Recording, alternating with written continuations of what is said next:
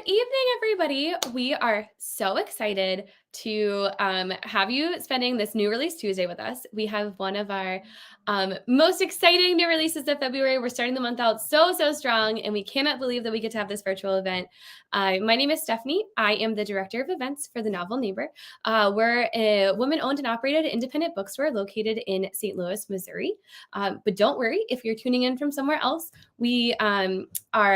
we can ship outside of the country and even actually, or outside the country. We can ship across the country, but also we actually can ship outside the country. So if you're one of Martha's friends tuning in at midnight in England, we got you. Although I'm sure you probably have a beautiful Waterstones copy of this book. The book that we're celebrating this evening is To Woo and To Wed. And like I said, we have some extra special book plates. Sorry, she was upside down. Whoops. We have some extra special book plates that are still available. So if you are watching tonight and you've not yet picked up your copy, like I said, we got you. We're so excited to celebrate the release of this book. The first person helping us celebrate this release is the incredible Sarah Hogle, who is a mom of 3 who enjoys trashy TV, check, and provoking her husband for attention. Her dream is to live in a falling apart castle in a forest that is probably cursed. Her novels are You Deserve Each Other, Twice Shy, Just Like Magic, and her upcoming release, Old Flames and New Fortunes. And here to make us all incredibly jealous of her new life in England, which she very lovingly was trying not to rub in Sarah and I's faces tonight, but does sound as magical as we imagine it might be, is the incredible Martha Waters, who is the author of the Regency Vows series, which includes To Have and to Hooks, To Love and to Loathe, To Marry and to Meddle, To Swoon and to Spar, and finally, To Woo and To Wed. She was born and raised in sunny South Florida and is a graduate of the University of North Carolina at Chapel Hill. She recently moved from snowy Maine to rainy England and loves sundresses, gin cocktails, and traveling. Sarah, Martha, we're so excited to have you this evening. Hello. Hi. Hello. I'll turn it over to the two of you. Hi, Sarah. Hey, Martha. Wait, do you have wallpaper in your living room also? Yes, on one wall. I thought I would do them all, but no. That was a lot of work. It's so hard to hang. Like, I have big wallpaper ambitions, but I keep doing like one wall because I'm like, I can't do any more than that. It's so beautiful, though. I love wallpaper. I know, me too. Okay. Sorry, I've already gotten a sidetrack. I was just like, oh my God, wallpaper. Yeah, I want to see a close-up of the picture that you sent me earlier, like more of the wallpaper that you have, because that's all I could notice at first. No, you don't want to see a close-up. It was like I thought I was like a wallpaper a peel and stick wallpaper hanging pro because I did it in my apartment in Maine, and I was like, I know what I'm doing now. This was like a really horrible hanging experience. I think because I was trying to fit it around shelves without actually like taking the shelf off, which was like me being lazy and not wanting to find a screwdriver. But it's a little bit of a what is it? The thing from Clueless, a Monet. Like it's a mess up close. So you don't want to look. You don't want to look at it too closely. Yeah. I'm so glad everyone tuned in to hear us talk about wallpaper. That's definitely why I got like inch-thick gaps between my panels of peel and stick, so I would just cut off other strips and put it between. Doesn't match the pattern. I had to do that around the shelf. Like I was like cutting it with like a X-Acto knife, and I couldn't get it to like line up properly, so I was having to cut out like extra strips to put right up like flush with the edge of the shelf. It's I don't have a future in interior design, like let's say. Okay. So first, can you introduce yourself and tell us what To Woo and To Wed is about? Hi, I'm Martha. If you're tuning in, I hope you know that. Otherwise, like, I'm sorry, you can leave. There are other events you could probably go watch instead. Like, please don't leave. So To Woo and To Wed is the 5th and final book in my Regency Vows series, which are like historical-ish. I just recently updated my Instagram bio to claim that I write historical-ish rom-coms because I feel like that's more accurate than calling them historical rom-coms. And it's the final book in the series. It's a second chance romance. It's also a fake engagement. So it's about 2 characters who were almost engaged 7 years earlier, and then through a like series of tragic, like not miscommunications, more just like mishaps and meddling on the part of Wes, the hero's really terrible father, and a very tragic curricle accident, et cetera, et cetera. They didn't get married. Sophie married someone else. Now it's like 7 years later, and her sister is like clearly interested in this very handsome and eligible Earl, but like is hesitant to get married because she doesn't want to like leave Sophie as like the only unmarried sister, and they're very close. And so Sophie's like, oh, I just need to like make her think that I'm getting married so that she'll get married, and then I don't actually have to get married. But who could I like convince her that I was actually going to marry? The person I was almost engaged to 7 years ago. So she convinces Wes to fake. This book sounds insane. I feel like this one I've never gotten to be good at describing. Like To Swoon and To Spar, the fourth book, I got like down to it. Like I was so good at explaining that one. I was very proud of myself. I have not gotten good at explaining this one. I don't feel like the plot makes any sense. Wow, I'm doing a really good job. Some of them are just more like detailed than others. Some books are so easy to describe in a sentence, and others are just not. I know, it's like when people do those the thingies on Instagram where they like have the cover and then they have all the like the various like with the arrows and the tropes and everything, which I don't do because I hate logging into Canva. It gives me anxiety. But also because I'm like, I don't even know what I would say. Like bread, second chance, fake engagement, like weird bad dad, but then like good family. I like clearly like I cannot describe this book. But yeah, I feel like it's probably I don't know, the whole series is written to be pretty, you know, like light and fluffy and like bantery, but I do feel like this is probably the most emotional of all. I mean, it definitely made me the most emotional to write, but that's like a separate issue. But yeah, it's like by my standards, it's somewhat angsty, which is like not that angsty by the average author standards. But for me, I was like, oh, this is sad. Yeah, like they have such a tragic backstory, but you managed to make it still really fun. Thank you. That was the goal. I definitely like some of the, because like there's like flashback scenes like threaded throughout the book. And with the flashback scenes, I was really like, oh God, some of these are gonna be really depressing. And I didn't want to like dwell too much on like the aftermath of like the like carriage accident that West has that like results in him being like really badly injured and his best friend dying, which is like horrible. Obviously the whole thing's really sad, and I didn't really like, I wanted to like kind of address the like lingering grief and trauma from that without actually like getting too deep into it and like dwelling on it, because I feel like it really tracked the whole book down. So yeah, I feel like it was definitely a thing that I was conscious of as I was writing. Like the whole time I was like, oh, I hope this isn't too sad, but also I want it to be somewhat sad. So yeah, a balancing act. Yeah, you balanced it really well. And I think that having a little bit of sad in the older chapters in the past like made it even sweeter in the present when they were starting to reunite and come back together again. Well, like when I was trying to think about like how to like structure the book, I very briefly considered doing like all the stuff in the past like in like one big chunk, like it's like a part 1 like set 7 years ago, and then like a part 2 set now. And then I realized it wouldn't really work anyways, because there were some flashback scenes I wanted to show that were not from 7 years ago, that were like still in the past but like more recent. And so then it became a like, I'm gonna have like 3 parts. Like none of this doesn't make any sense like structurally. But also part of the concern was I was just like, I feel like I was worried that readers would be reading the sections in the past all together at the beginning, kind of like racing through that bit, like wanting to just get like catch up to where like the present like present day 1818 is like where the other books in the series were taking place, since they already knew at least a little bit of this backstory. I didn't think that would work from like a pacing standpoint, and I was also like, this is really just gonna be like a bunch of really depressing stuff like all together at once, whereas like doing the flashbacks kind of like threaded throughout the whole book let me space out the depressing stuff a little more. But it's still very light. I know. I would like, whenever I try to explain it to anyone, I'm like, it's a rom-com, and I really like, I claim that label, like I really mean it. I'm like, it is a romantic comedy. They're like all the like intended to be light, but there are some sad bits in this one. But it ends happily. It's a romance. Everyone's fine. Actually, I did cry. Like I did cry writing this one, but the part that made me cry, I bet you did. So yeah, it was not. You did it. 5 books. Oh my God. Yeah. That's amazing. Thanks, friend. So the Regency Vows series has been so much fun. How has your writing changed? Like the process from To Happen to Hoax to Woo and To Wed. Has it?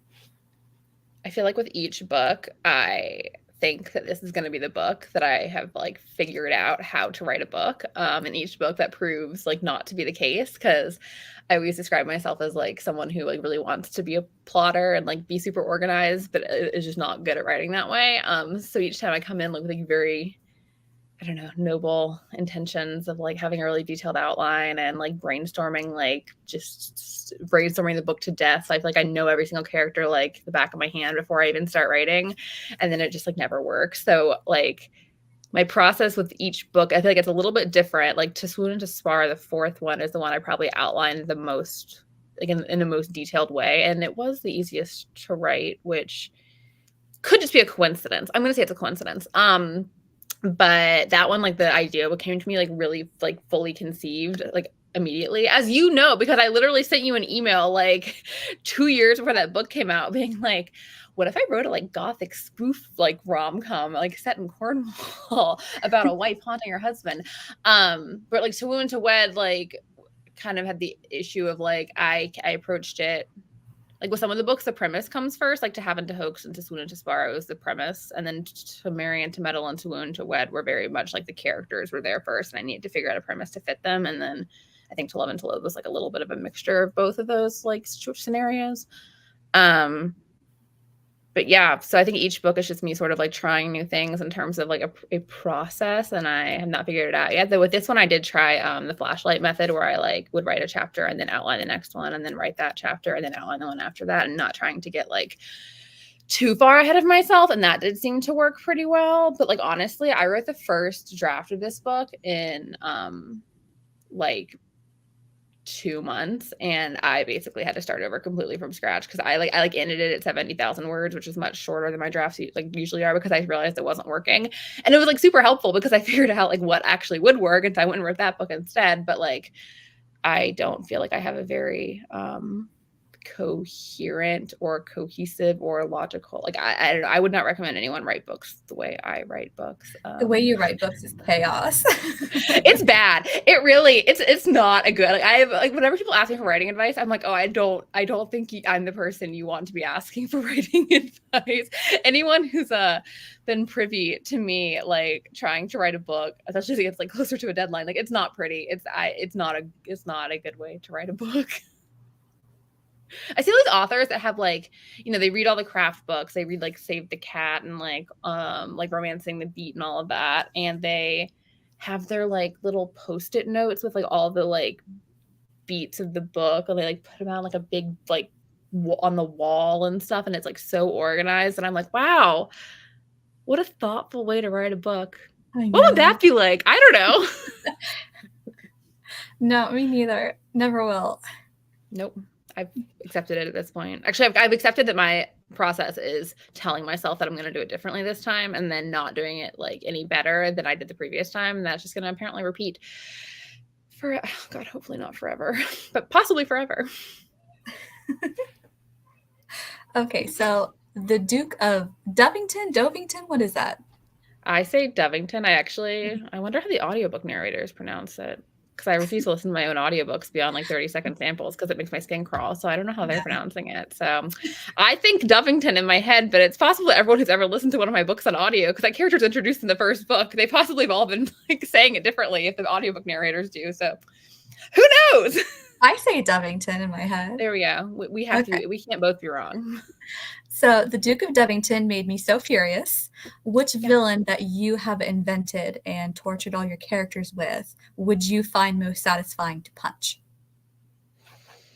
Oh, what a good question.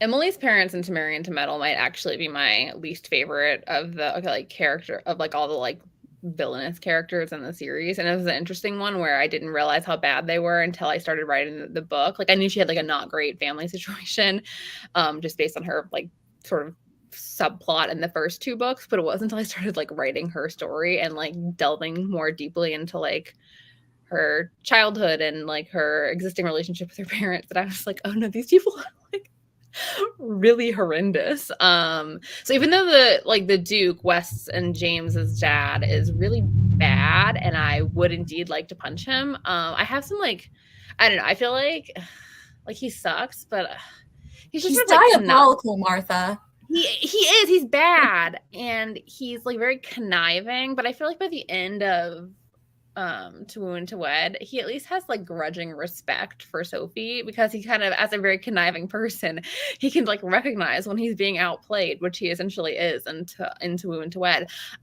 Whereas Emily's parents in To Marry and To Meddle, I just think are so awful that I really want to shove them off a bridge. So I might pick them. Okay. Why? Who would you pick? Which one would you punch? Oh, well, Would you punch the Duke? I don't know if it would be him or if it would be Emily's parents, because her parents do suck. But Yeah. since I read this one the most recently, my rage is more fresh for him. So I would That's to fair. get rid of him. Also, the way that he talks about his dead wife isn't respectful. That's not cool. No, he's a jerk. Yeah. Not a good dude. The parents in this, I think the parents in this series are either great or real bad. There is very little middle ground with how the parents are. The men and their fathers in your series. I know. I really one of the books I'm writing right now, I was starting to think about the hero's backstory, and I was okay, he can have a complicated relationship with his father, but it can't be it can't be that his father was horrible. I can't write yet another hero with a horrible father. I need a bit of a break from that. These men are just complicated. And even in To Marry and To Meddle, Julian's dad isn't horrible. But they still have really complicated relationships. So I don't know. These poor men, they need therapy. But that didn't exist in 1817 and 1818. So they're out of luck. Sorry, guys. Sorry to your wives, more honestly. Yeah. All right. So I absolutely love the friendships depicted in your books. Which of your characters, I think I know the answer to this, do you think you would get along with the best in real life? Diana. Actually, I don't know, because there's a separate question. It's which one do I feel I have the most in common with? It would be Diana. Mhm. Does that actually mean we would get along the most? Well, I feel Emily would be really easy to get along with because she's so sweet. I think you could get along with you really well. You'd have a good time with you. I do like me, so why would I not just want to hang out with another me? And one of my best friends, we call each other twin because we are so similar. So maybe that is a sign that I would like to just hang out with another version of me. But I want to be friends with all. Although actually, I was just thinking about the women, which was very sexist of me. I also think I would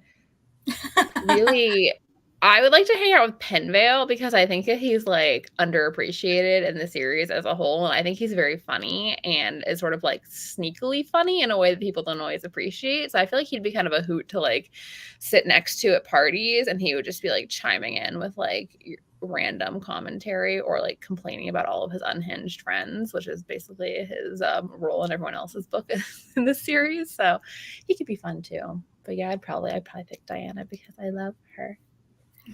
My baby. Diana would scare me just a little bit. I'd want to hang out with Jane. She's a different kind of scary.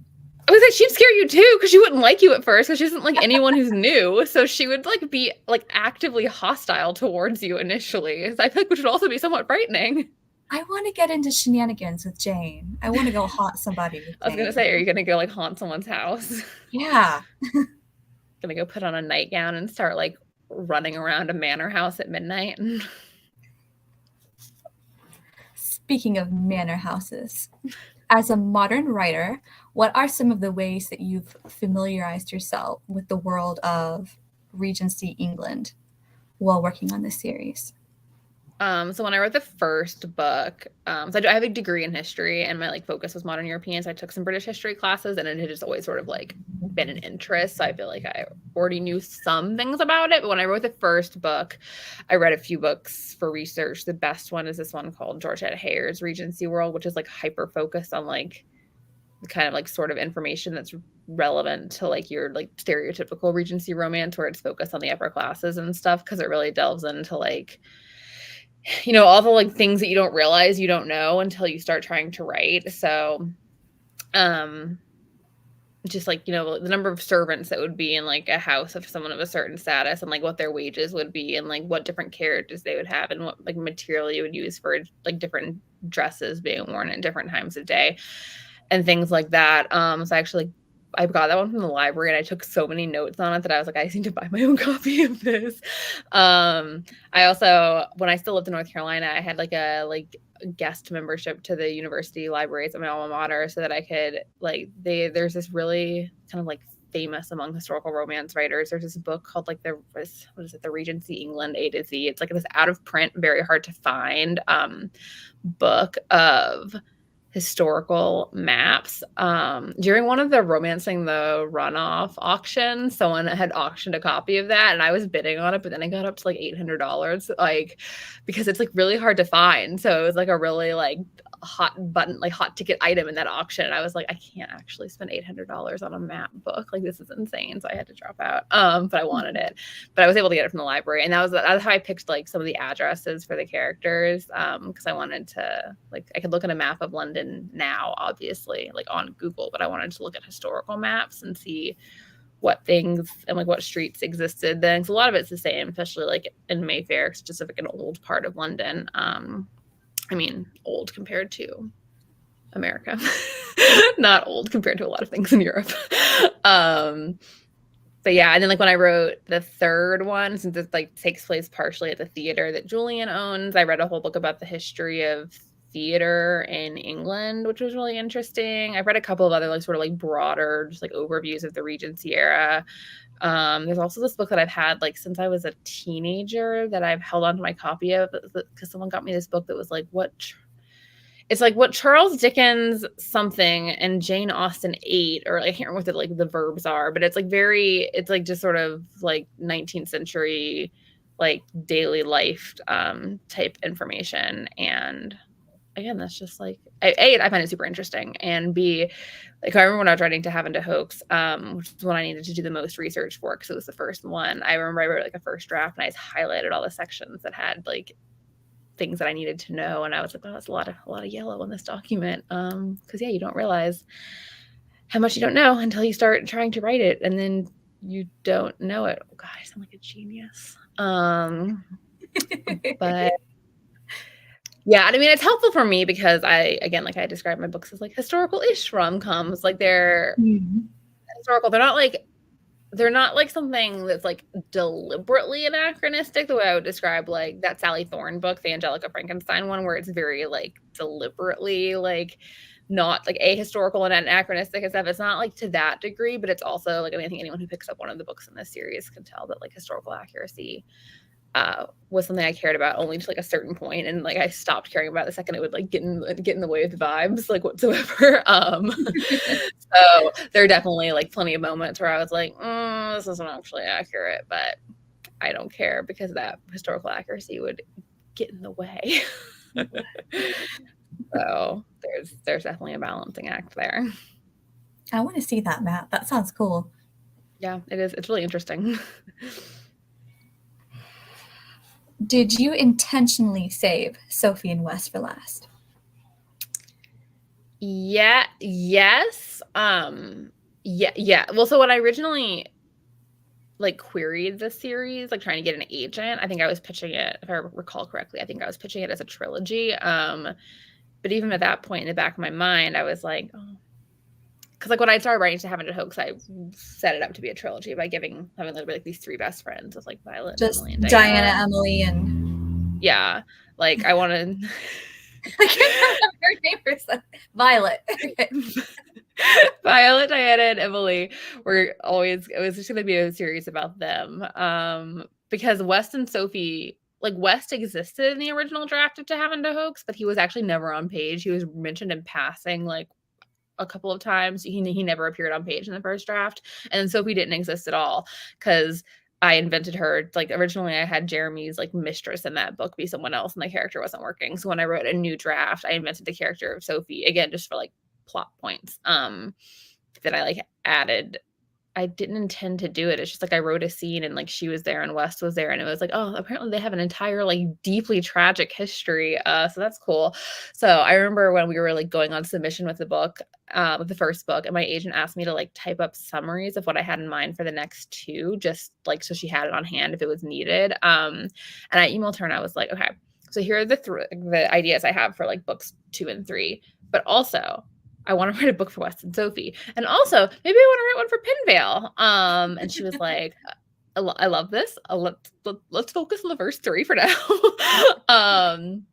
And then for the longest time, I thought it was going to be a 4-book series and it would hopefully end with West and Sophie because I didn't have an idea for a book for Pinvale. But then once I came up with the idea for To Swoon and To Spar, I was like, I guess I could write West and Sophie's book and then write To Swoon and To Spar like for Pinvale. But it just like, I was like, if I'm going to do this, like I need to write his first because I felt like if I wrote West and Sophie's book and then moved to another character, it would feel like a letdown. Especially with like Pinvale's book involving like a new character, like who hadn't been like the heroine was going to be a new character who hadn't been introduced yet. I just like didn't think it would work well. So yeah, I definitely knew like if I was going to write West and Sophie's, they would need to come last, which I don't know. It then became this like issue where I'd first introduced them in the first book and I included them in every single book. They weren't on page that much, but like they were on page just enough that it kind of became like a pain in the ass when it was actually time to write their book because I was like, ugh, I boxed myself. Like I had an idea. Like I knew already before, like when I was writing To Have and To Hoax, once I like introduced these characters, I knew why that they didn't get married because like what I didn't know the exact details, but I knew that West's dad had interfered somehow and like prevented Sophie from going to see West, like when he was like injured and like lying there all like feverish and ill and everything after his accident. Like I knew that the Duke was involved somehow from the very beginning. But I didn't know like everything else. So then it became this thing when it was actually time to write where I was like, I've spent 4 books talking about these people and now I need to make sure that I haven't said anything that contradicts what I now want to say. And I don't recommend that. Gotta go back and look up the timeline, everything that they've done, everything they said to each other. I have a notebook. Like it has every fact I had ever established about them on page in the previous books. And for the most part, it was fine. There were a couple things. West's address in London is literally listed as being in 2 different places in the same book, which I think is just like an editing error. Like I changed it in one spot and like it's like literally on the same page almost. It's like I think it must have been like a late change, like during past pages or something, when I was just kind of like in a feverish frenzy. But yeah, so I was like, that's cool. Glad that made it to print. I'm a genius. But for the most part, it all tracks pretty well. But yeah, like the keeping track of all the dates and like when Sophie's husband was supposed to have died, because apparently I had actually referenced this in a previous book, which I didn't realize until like late in the drafting process into Woo and To Wed. And then I had her husband dying in the wrong year into Woo and To Wed, and I had to go change that because I realized that I had like contradicted myself from previously. I don't know. This is why I'm not writing a series again for a while, and this is why I'm done. I need a break. My head hurts. That was going to be another one of my questions is like your favorite and least favorite things about writing series versus standalone. When I came into like writing this series, I like knew from the start that I wanted it. I mean, like I wanted it to be a series because I was reading so many historical romances and like so many of them were series, and I thought it was so fun to have this sort of like setup of the future characters, like and kind of be trying to figure out like whose book was going to be next. Like that, I really enjoyed that element. Like one of my favorite, like a bajillion other people, like one of my like gateway romance reads was like the Bridgerton books, and it's like an 8-book series with all the siblings, and it was so fun to like see, especially like in the later books when it had been a while since the earlier ones. It was like fun to still get to like see the previous characters, and so it was nice. Yeah, so I liked the like have the like sort of setup aspect. I also liked feeling like I didn't have to say goodbye to the characters even when their book was over, because they could appear as side characters in future books, which I know can be kind of like divisive among romance readers. I think there are some readers who genuinely like love it, and some who actually prefer like once a character like once like a story is over, like they're done with those characters and want to move on.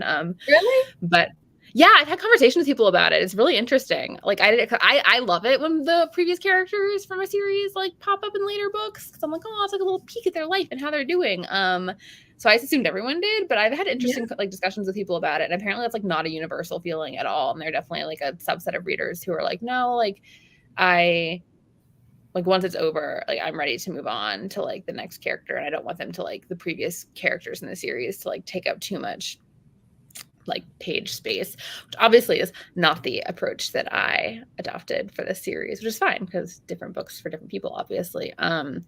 But yes, I just loved like getting to hang out with the same group of characters over and over again. I do think that the thing that I loved also was I introduced not just like who the future heroines would be, but I also introduced like the actual like specific matches pretty early on in the series as well, which I realized like after the fact, like a lot of authors will make it obvious who like the next hero or heroine is, but they don't always make it obvious who the next like pairing is. And that's because it's like not ideal. It's like fun once you've done it, like, and the book is done and you can read it, but it's like a nightmare to write because like To Marry and To Meddle was an absolute horror show to write because Emily and Julian had appeared on page for like 2 books, like a bunch on page, like reference, like they're dancing now, and oh like he asked her this thing, and oh now they're leaving the breakfast room together at this like country house party, and I was like, oh my god, what have I done?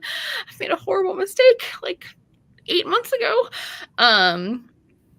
So that aspect was like now after the fact, I'm like, oh, it's so fun that like the matches are set up so early in the series because I'm just like done with it. But when I was writing it, it was not fun. And I had complaints about my past actions. This is also why, starting with To Marry and To Meddle, I made like all the side characters that I introduced be happily married because I was like, no.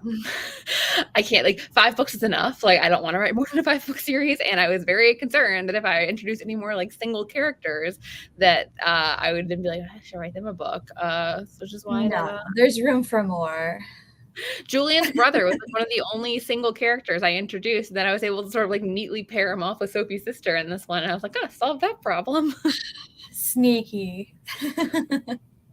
It just made sense. I was like, oh, who's like a single man I can have her sister like trying to marry? Oh, wait, I already have a single man who seems perfectly nice, who's just kind of like bopping along, living his life. So problem solved. 2 birds, 1 stone, etc. Fake engagement. What a superior trope. Why is lying so much fun? I feel like a lot of my books involve lying, honestly. Which is funny because I'm not a good liar. I was actually just discussing this with friends at lunch today. I'm a really bad liar because I like crack under pressure like an egg. Like I can't make eye contact if I'm lying, and I like get real weird about it, like so really fast. So like a horrible liar. The only thing I'm good at is like low stakes lying, which I was explaining this to my sister and her boyfriend at Christmas. I was like, yeah, I love low stakes lying. Like when people come to visit me when I lived in Maine, they would like comment on some random thing, and I would just look at them and be like, oh yeah, because that's actually like a Maine state law that like blah blah blah blah. And like Maine is like sort of quirky and charming and weird enough that everyone would be like, oh wow, really? And I was like, no, I was lying. They're like, why are you lying about that? So I do love that kind of lying, but the kind of lying that my characters engage in, like feigning a deadly illness for like weeks on end. Yeah, like pretending to be engaged to someone, pretending that there is a ghost haunting your seaside manor for like months on end, leaving bloody christening gowns in people's beds to convince them that there are like dead babies in the house. Like, did the gown stay in the final draft? The christening gown, the bloody christening gown, I was allowed to keep. I wasn't allowed to have the doll.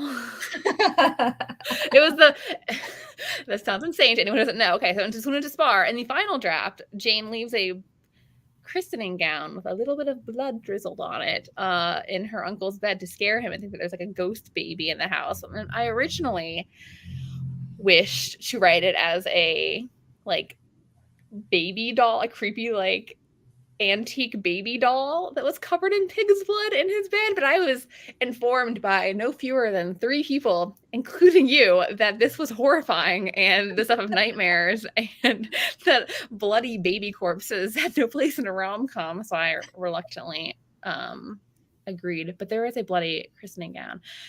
Anyway, lots of lying.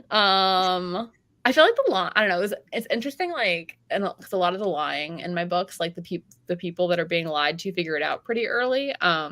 It's like chicken. One knows, Yeah. the other one knows. It's just who's Yeah. gonna admit it. Because it's like that's more fun to me than having like the lie extend so far that you start to feel like bad about it. That was definitely my concern into having to hope, because I was like, well, if James actually believes that Violet is dying, like that's horrible, and people are gonna feel really sympathetic towards him and think that she's a monster because she's trying to convince her husband that she's dying, which I mean she is trying to do. But if he doesn't actually believe it, and then she realizes that he doesn't believe it, then it doesn't seem as like terrible. And yeah, like with the haunting and To Swoon and To Spar, Penvale also, because he's not an idiot, figures that one out fairly quickly and is like, okay, I'm just gonna see how this plays out. She seems to be haunting the house. It makes it so fun. And then with the fake engagement in this one, I don't want to spoil. I don't think of my books as having spoilers. We were talking about this earlier. I do think there are a few spoilers with this one. Let's just say that not everyone is as convinced as West and Sophie might think that they immediately are.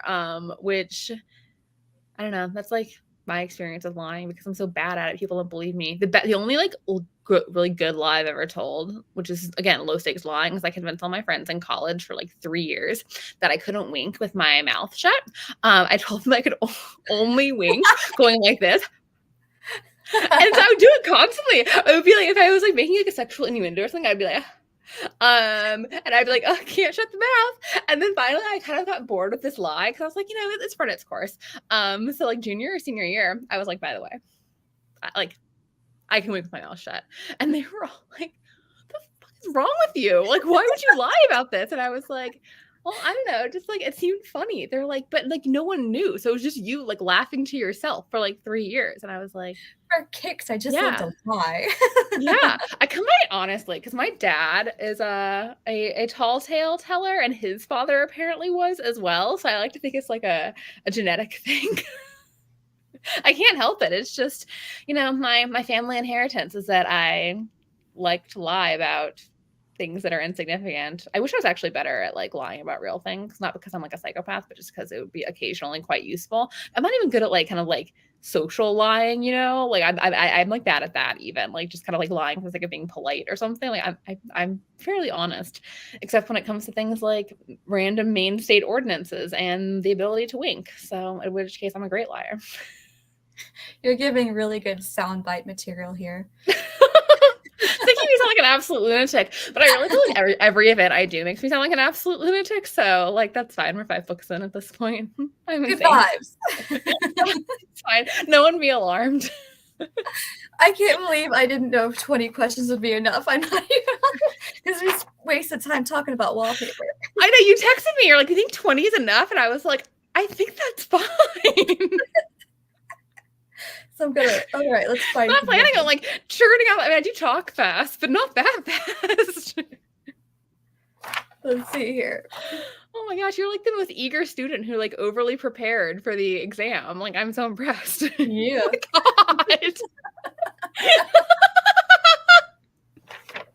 I don't even want to come back on, because I just don't want to even steal Sarah's like perfect A+ for preparation.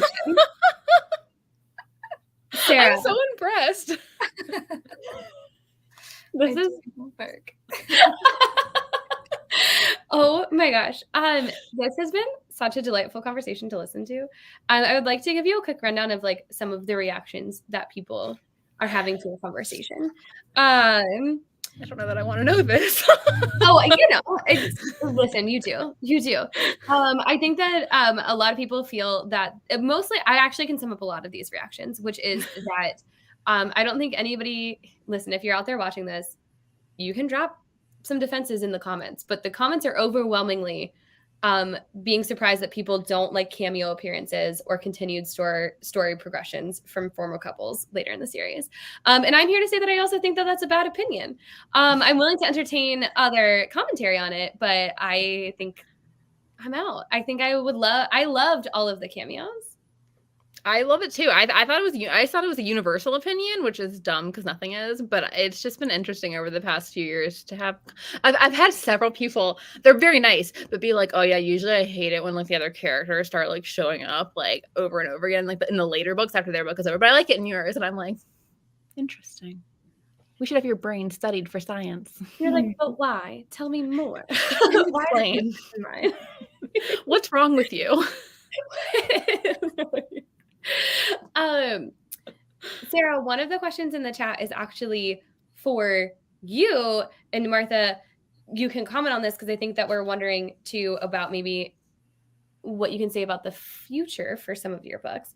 But Sarah, you tend to write more standalones than series. Do you think that you'll ever like go a series direction? It's an audience question. It is very possible. Period. What a definitive period at the end of that sentence. Or really, I guess like a question mark. It is possible. Sorry. I also weirdly, I think a sound that's going around on TikTok is the It's Possible song from Cinderella. Not the Disney animated film, the Superior Cinderella from when was it released? Like 1997 one, like the brandy, the brandy one. Yeah. Although I haven't seen that in ages. I know. There's a sound going around TikTok. 99, late 90s. I don't know if 90s. I always pick 97 as my like default late 90s year. I don't actually think it's accurate half the time, but I just say it definitively, and everyone's like, yes, 1997. I want you to know that I fact checked you, and you are in fact correct at 1997. See, I feel like a lot of things happened in 1997, so it's actually a really safe guess if you need like a late 90s year for things. Like it was a big year. Again. Yeah, it's just me, just like, oh yeah, the Brandy Cinderella from 1997 was released on July 8th. I'm gonna tuck that away as like just trivia knowledge of being like, I don't know, Martha told me one time, it was November 2nd, but I really wanted that to be July 8th and you'd just be wildly incorrect.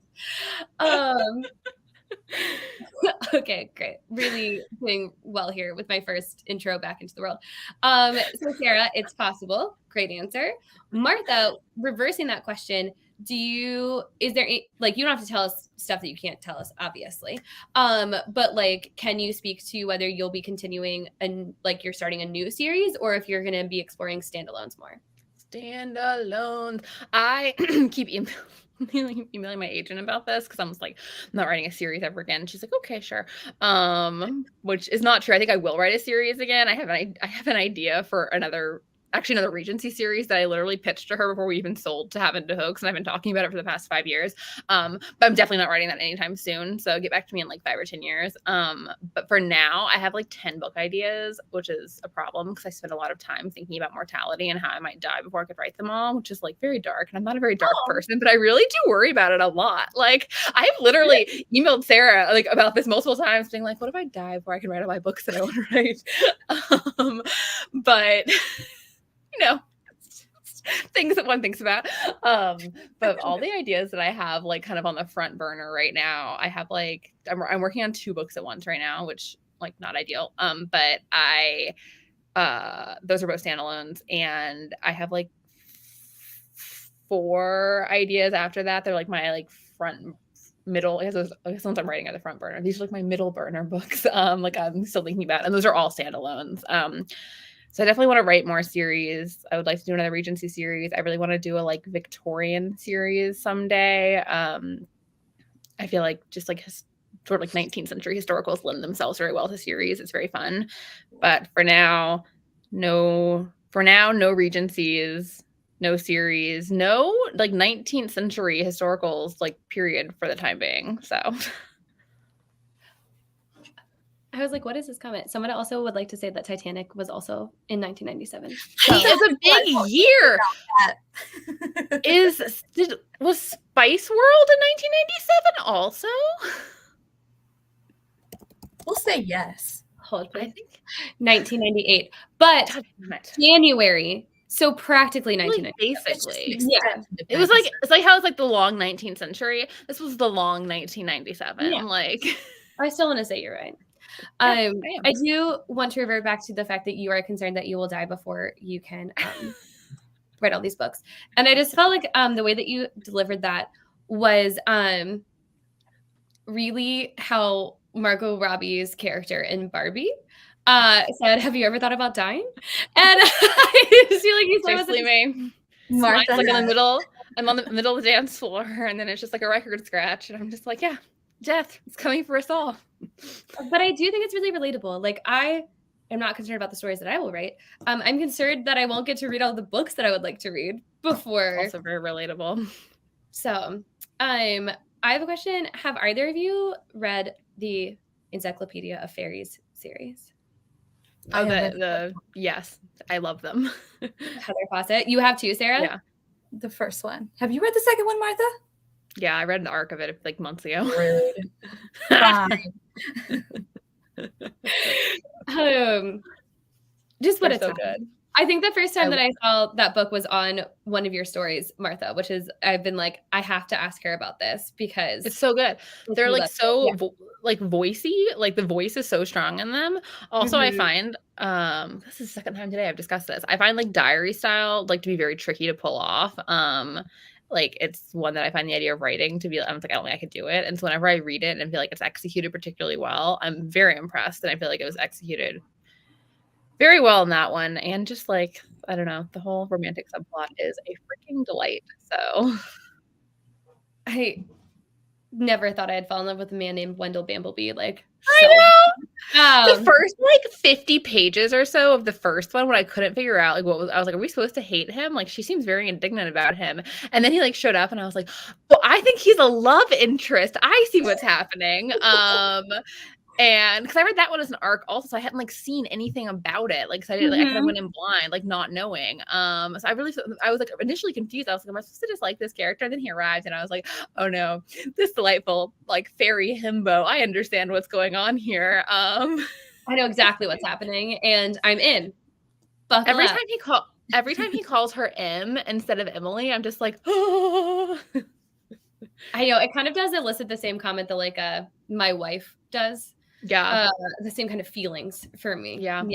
Just a little love for Encyclopedia Fairies, everybody. Okay. I love learning about all the fairies. The world building's like really, really cool in those books. Yeah, the use of footnotes. Mm-hmm. I love the footnotes. Yeah. Impeccable. Another thing that I feel like it's hard to execute well because it can be really annoying if it's executed poorly. Yeah, but it's executed very well in those ones. Totally agree. A question that came up is if you're a pantser, which we've admitted to on this, just as a refresher, we've admitted to that. I would never deny it. How do you end up keeping track of your characters? So what an intelligent person would do is if they started writing a book, like the first book, and what was at least going to be a trilogy and possibly going to be a 5-book series, is they would have started keeping like a spreadsheet or something like from the first book. That's what an intelligent person would do. What other people do is they scribble things down on like post-it notes and like an incomprehensible like I don't know cat scratch in notebooks that like contradict each other because we change our minds about the characters. For like years on end. Keep it all just like stewing in our heads, periodically like name search characters in the previous books to make sure we're not directly contradicting anything. And then around book 3, like towards the end, to think, perhaps a spreadsheet would be useful. So you create said spreadsheet, and then you proceed to get bored with it after like 2 days of trying to like retrofit information into it because you're having to like go through the previous books and everything. And so then from that point on, like periodically add like an occasional little detail as a treat, but largely ignore it. Sophie's sisters are at least in there, and their married names are in there, which is helpful because I kept getting Harriet and Betsy's last names confused because I could not remember their married names the whole time I was writing to Woo and To Wed. So in that one instance, the spreadsheet was actually used as intended, but for the most part, I ignored it, and I I would say my mind is like a steel trap, but it's not, because Wes literally lives in 2 different addresses in one of the books. So I don't know what to tell you. I think it helped that, I don't know, just like the characters. I wrote like to Heaven to Hoax, the first one. I wrote and rewrote over and over again. So by the time there was even like a first book, like I felt like I'd spent so much time with these characters, and I was like, no, it's all here. I know them. They're real. They're my friends. I don't need. But yeah, this is again an instance of don't do what I do. I'm not in the business of giving out writing advice. Wes has money. He could have like 2 different houses. We don't know. Yeah, sure. It's fine. Like, don't think about it too hard. Don't worry about it. It's fine. Sarah, is anything that she said relatable to you? Yeah, it's just a mess over here. I usually have a lot of different document tabs open because I'll just spread out notes across lots of them, and I'll end up with about 40,000 words of notes, and a lot of them contradict each other. It's just horrible. And every time I write another book, I'm like, I'm going to clean this up, and I'm going to be more organized, but I never do. The only thing I do that's organized is the events. I got like a calendar, so I know what happens when, because I'm really bad about dates. I got to keep that straight.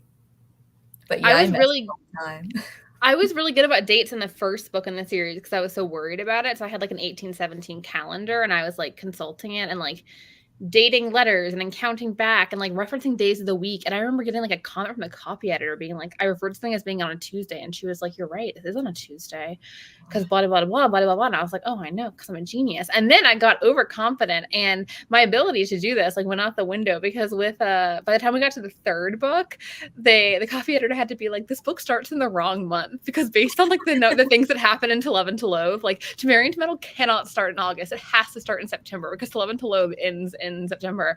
And I was like, I don't still got it, clearly.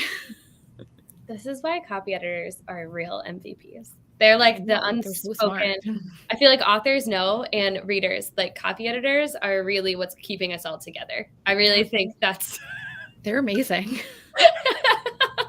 They're catching stuff like that I would just be like, yeah, I don't know. I wouldn't think about it too hard. So I told my editor that I can't do math, so I'll like double check anything with numbers. That's amazing. This is a great question for us to end on, because it is really in line with how this audience Q&A started, which was with the year 1997. What is your favorite 90s rom-com? This is a question for both of you. Clueless. It's got to be Clueless.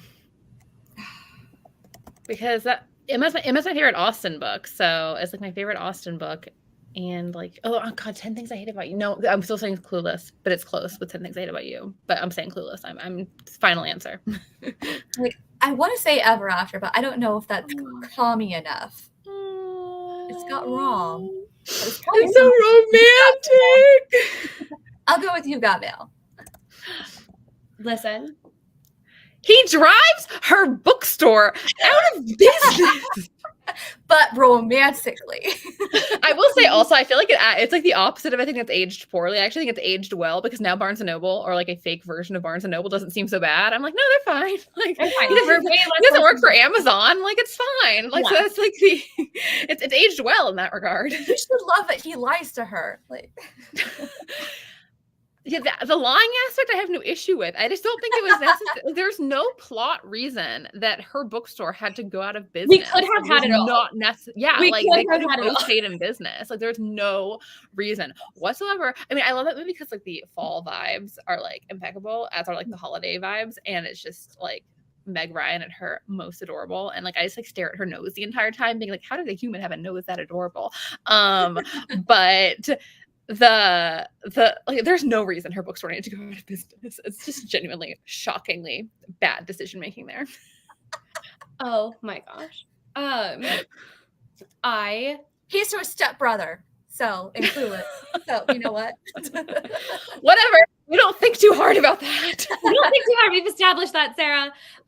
No, yes, I do think also arguably it's aged the best, because Sleepless in Seattle does not really hit for you if you don't have any emotional attachment to it at like a young age. My friend and I we did like a Meg Ryan like marathon back in like the fall when she was visiting me. So we did When Harry Met Sally. I think I did it with different friends. And we watched Sleepless in Seattle and You've Got Mail. And Sleepless in Seattle, which I do love, and Meg Ryan is so beautiful in that movie. But it is insane. Like that movie is actually, oh my god, it's insane. I had not seen it in like 10 years, and I truly think about how nuts that it makes it's nuts. Even by rom-com standards, because I've never like seen it's really, I mean, I still enjoy it, but like even by rom-com standards, which I mean I have a pretty low bar for like making sense with like rom-com premises, it's insane. It's pretty, like, Sarah would love for you to watch that and come back to the chat. She's stalking him. Like, she's basically stalking him. Good for her. You gotta have hobbies. Yeah, I'm like, listen, if this is a dark romance, I see where we're going with this. This unfortunately is a rom-com. I'm unclear what our boundaries were, how we just saw the line and we really left over it, and then we all called that really romantic. That was like the romantic standard for a while, which maybe says a lot about like why we got confused about some things in there. It doesn't matter because she's so beautiful. I mean, my thesis is that Sleepless in Seattle is like peak beautiful Meg Ryan. Like I was like staring at her face and I was like, wow, look at that face. I don't even care that she's stalking him. Just look at her. She's so beautiful. So weird so quickly. She's amazing. Thumbs up. You know who does blurred boundaries really well while you were sleeping? Yes. You know, I've never seen that movie. It's cute. I watched it for the first time like a year or 2 years ago. I can't believe I'd never seen it before then. It was so cute. There are like multiple romance novels based on it that I've read, but I haven't actually seen the movie. No, that's the right one. That does a good line. That's Sarah. Just some bonus content if you ever felt like giving it to the people. Go watch Sleepless in Seattle. Compare the two rom-coms for us, and let us know where you landed on the blurred boundaries. It's problematic. It's stalking for sure. This is truly the most wild note to end on. But our time is like, you two are so amazing to listen to. This has been such a fun conversation. I just need to reiterate our love for the Regency Vows series, how distressed we are that she is officially gone. Look at Sarah and I lovingly holding our books. We are. I can't hold my laptop is balanced on my coffee right now, so it could be. But in a reminder, if you joined us, maybe later, I'm gonna make sure. Nope, I still tried to pull it out the wrong way this time. We do have signed book plates from Martha. They came all the way across well, I guess they didn't technically come across the pond. You were here visiting and you signed them, but no, there was a delay with them, so they actually did have to come across the pond.